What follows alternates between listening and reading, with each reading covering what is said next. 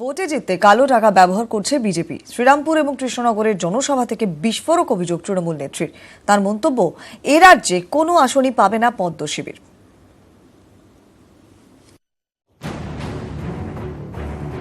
बंगाल में जो 10 सीट चुनाव हो गया है 10 में हारेंगे। जो 10 सीट चुनाव अभी तक हो गया है 10 में 10 हारेंगे। बांग्ला से तो हम रसगुल्ला देगा, रसगुल्ला।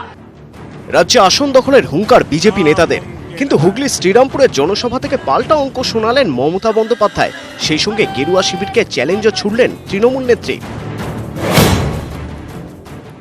নোটবন্দি থেকে শুরু করে সব ব্যাপারে যখন কেউ প্রতিবাদ করেনি, আমি প্রতিবাদ করেছি।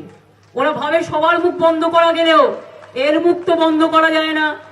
তাই এখন রোজ আসছে ভোট চাই। আমি বলি তুমি যত আসবে আমি তত জিতবো, তুমি যত দফা করবে আমি তত দফায় জিতবো, তুমি যত সেন্ট্রাল ফোর্স পাঠাবে আমি তত বেশি জিতবো। প্রমাণ করে দেবো। চ্যালেঞ্জ অ্যাকসেপ্ট করেছি। যান পুরো ভারত সরকার নিয়ে ঘুরে বেড়ান, আর যত এজেন্সি আছে সবাইকে নিয়ে ঘুরে বেড়ান। ভোটটা মানুষ দেয়, ভোটটা পুলিশ দেয় না, ভোটটা সেন্ট্রাল ফোর্স দেয় না, ভোটটা এজেন্সি দেয় না।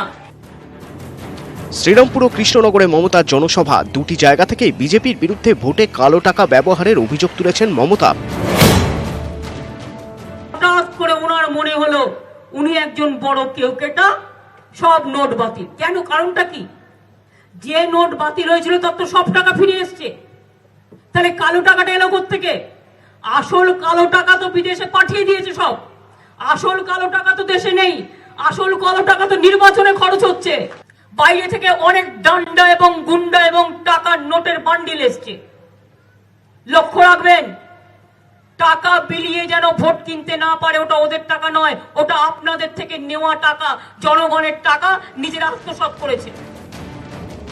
কৃষ্ণনগরের তৃণমূল প্রার্থী মহুয়া মৈত্রকে কুরুচিকর মন্তব্য বিজেপি নেতাদের, তারও জবাব দিয়েছেন মমতা। কয়েকদিন আগে ওদের জগাই মাথায়ের একজন সাইনবোর্ড এইখানে মিটিং করে একটা মহিলা সম্বন্ধে কি বলতে হয় সেটাও জানে না, অনেক উল্টোপাল্টা কথা বলে গেছে। রাজনৈতিকভাবে যখন কিছু বলার না থাকে তখন উচ্ছৃঙ্খল উগ্র কায়দায় গর্ধ শক্তিরা গর্দব ভাষা প্রয়োগ করে। বুধবার বর্ধমানে পদযাত্রাও করেন তৃণমূল নেত্রী।